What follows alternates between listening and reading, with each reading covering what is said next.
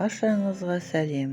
Бүгін көкөністерден дайындалатын өте дәмді соустың рецептісімен бөліспекшімін. Егер де менің арнама тіркелмеген болсаңыз, тіркеліп кетуіңізді сұраймын. Бізге керек көкөністер: жуа, болгар бұрышы, лавр жапырағы, қара бұрыш, чеснок, помидор. Помидор болмаса томат пастасымен ауыстыруға болады.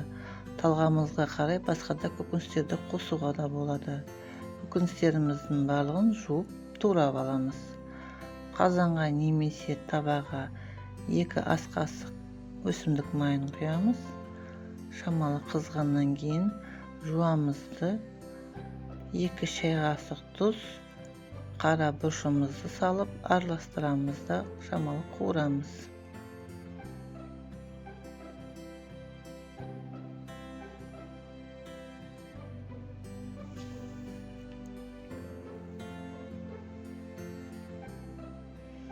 Енді лавр жапырағын және помидорымызды салып араластырып қуырамыз.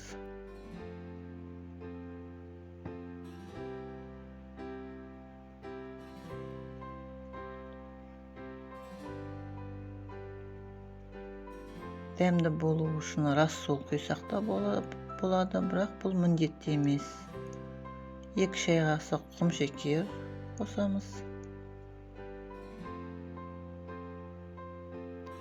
Енді чесногымызбен болгар бұрышын салып араластырып қуырып аламыз. Ащы бұрышты да қосуға да болады.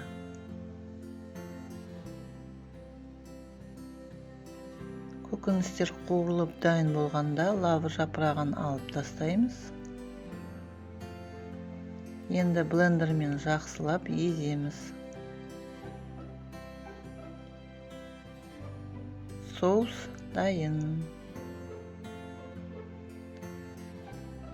Түрі өте тамаша болып тұр.